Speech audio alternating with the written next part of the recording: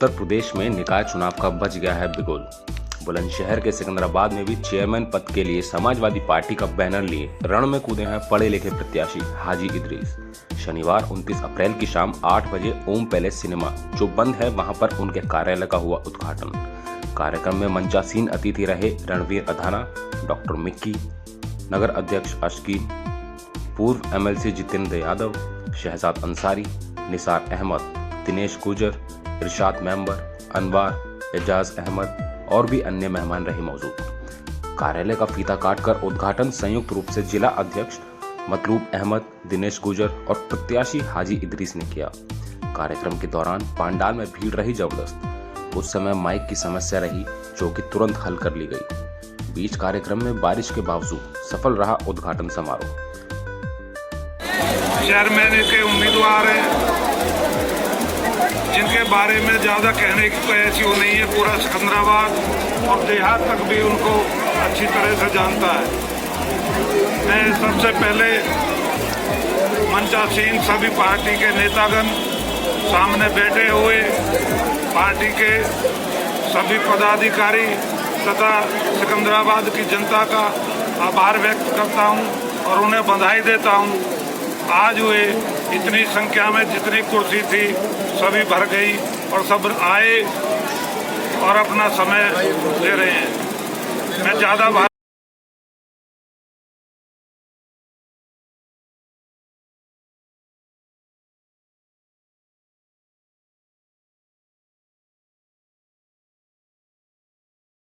विकास किया हिंदुस्तान में, किसी प्रदेश में किसी नेता ने आज तक इतना विकास नहीं किया। वो विकास के नाम से जाने जाते हैं और उन्होंने विकास के लिए मुझे चुना है। मैं नगर पालिका की सबसे पहले टैक्स की जो ये टैक्स बढ़ा है, निसार भाई पुराने मेंबर हैं, उन्होंने बताया कि बेतुका टैक्स बढ़ा दिया गया। और सभी को पता है कि आज आदमी यहाँ का सिकंदराबाद का आदमी एक मकान किराए की तरह रह रहा, इतना टैक्स बढ़ चुका है। तो मैं सबसे पहले टैक्स के लिए ही बोर्ड मीटिंग बिठाऊंगा और सबके प्रयास करूंगा कि मैं इस टैक्स को कम कराऊं। मैं यहाँ पानी, सड़क व्यवस्था ये ज्यादातर इंटरलॉक है। मैं आरसीसी के रोड बनाने की कोशिश करूंगा सभी के सहयोग से। कि आरसीसी के रोडों में सबसे ज्यादा कमीशन ये नेता खा जाते हैं। मैं कोशिश करूंगा कि मैं आरसीसी के रोड बनाऊं बनने के लिए।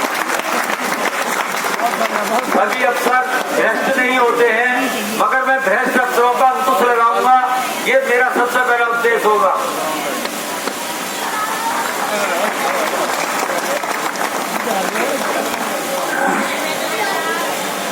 जो भी समस्या होगी सभी के सहयोग से मैं पूरा करने का पूरा प्रयास करूंगा। अगर मुझे जनता ने मौका दिया और जनता से के सहयोग से ही मैं समय समय पे मशवरा लेके इसे पूरा करता रहूंगा। हमारे समाजवादी उम्मीदवार इदरीस गाजी जी का रणवीर सिंह अधाना जी, हमारे यादव इदरीस भाई को उस स्थिति से निकलकर आपके बीच में आए हैं जो कोई सोच नहीं सकता। ये जो दूसरी जिंदगी इन्हें मिली बीमारी के बाद, वो इस कस्बे की जनता की खिदमत के लिए मिली है।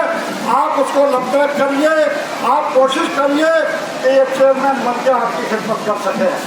भाइयों, पढ़ा लिखा चेयरमैन को होना बहुत जरूरी है। आप बिना पढ़े लिखे आदमी को बना दीजिए, न वो अधिकारियों से बात कर सकते हैं, न वो विकास की चीज देख सकते हैं। हाँ, उनको कमीशन याद रहता है। म्यूनिसिपैलिटी में कितना कमीशन जाता है आप सब जानते हैं। इदरीस भाई एक ऐसी शख्सियत है जिन्हें अल्लाह ने सब तरफ से नवाजा हुआ है, कोई कमी नहीं है। इदरीस भाई के पास एक ईमानदार शख्स जो हिंदू मुसलमान में कतई फर्क न करता हो। मुझे पूरी उम्मीद है कि जितने मुस्लिम भाई उनको वोट देंगे उतने ही हिंदू साहिबान भी इनके साथ खड़े हैं। ये पहले प्रत्याशी हैं आज सिकंदराबाद में जिसको हर तबके का वोट मिल रहा है। सिर्फ आपको एकजुट होने की जरूरत है। इस सिकंदराबाद की म्यूनसिपैलिटी को ऐसे लोगों से छुटकारा दिलाने की जरूरत है जो बीच में ही जेल चले जाएं, जिनकी क्रिमिनल हिस्ट्री हो। ऐसे लोगों से छुटकारा अगर आप नहीं दिलाएंगे तो आपकी तरक्की नहीं हो सकती। भाइयों, मैं आपसे एक चीज और साफ कर देना चाहता हूँ। कुछ लोगों में भ्रम फैलाया जा रहा है अखिलेश जी के बारे में।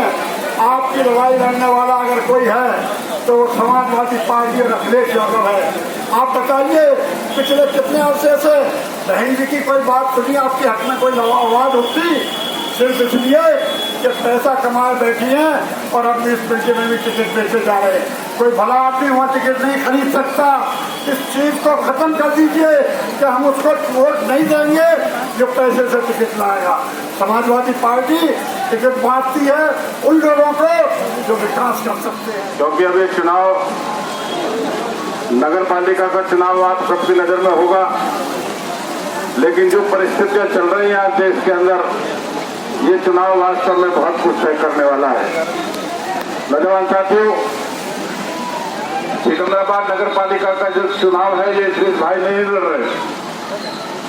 जिस तरीके से देश के अंदर आज माहौल है, जिस तरीके से देश को बर्बाद करने का षड्यंत्र रचा जा रहा है, जिस तरीके से धीरे धीरे देश को गुलामी बनाने का काम हो रहा है, जिस तरीके से जो लोग सत्ता में आज बैठे हैं वो चाहते हैं कि हिंदुस्तान को कमजोर कर दिया जाए, वो चाहते हैं कि हिंदुस्तान का भाईचारा खत्म कर दिया जाए, वो चाहते हैं कि हर वो छोटे से लेकर बड़ी संस्थाएं जो हिंदुस्तान को बनाने में काम करती हैं उन पर धीरे धीरे कब्जा कर लिया जाए।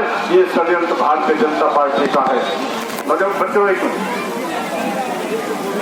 ये बात मैं इसलिए कहना चाहता हूं कि वो समाज आज यहाँ पर है जो नगर पालिका का तो फैसला करेगा, लेकिन एक बात फैसला करने से पहले ये सोच लेना कि ये चुनाव ऐसी परिस्थितियों में हो रहा है कि आने वाले दिनों में ये तय होगा कि 2024 में हिंदुस्तान में कौन लोग रहेंगे। आने वाले चुनाव के बाद में ये फैसला होगा कि हिंदुस्तान में हिंदुस्तान का भाईचारा कायम रहेगा या हिंदुस्तान का भाईचारा खत्म हो जाएगा।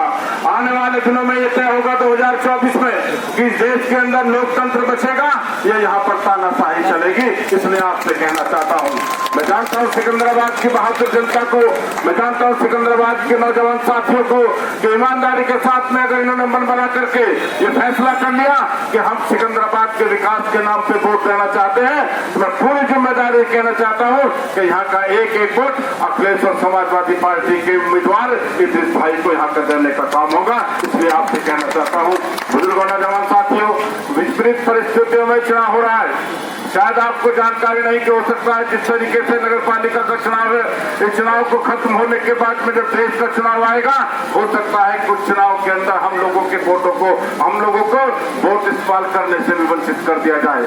षड्यंत्र रचा जा रहा है हिंदुस्तान की जमीन पर।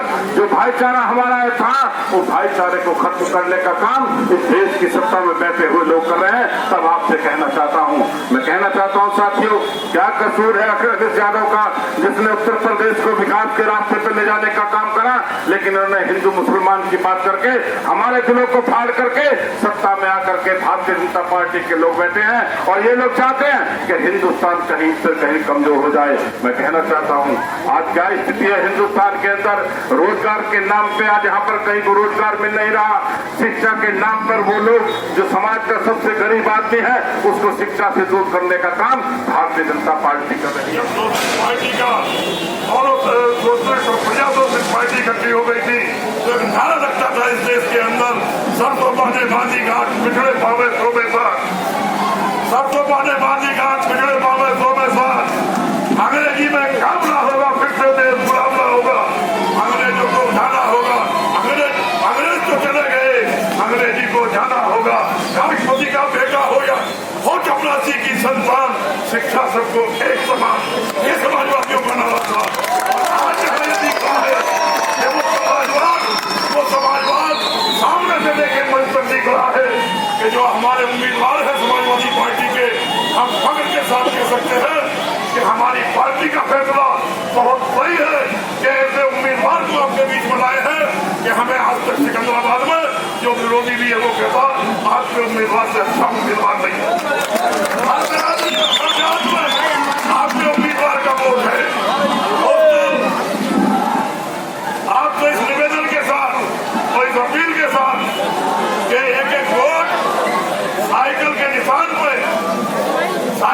निशान पे मोहर लगा के मशीन से चुनाव नहीं होगा, बैलेट पेपर से चुनाव होगा। और याद रखना दोस्तों, एक यही अधिकार है जहां हम सब बराबर हैं, सबका बराबरी का अधिकार है। बाबा साहब ने कहा था जब संविधान लिखा था कि मैंने हिंदुस्तान में ऐसी व्यवस्था कर दी है कि अब राजा बैलेट बॉक्स से पैदा होगा, रानी के पेट से पैदा नहीं होगा। लोकल न्यूज SKD से मनीष शर्मा की रिपोर्ट।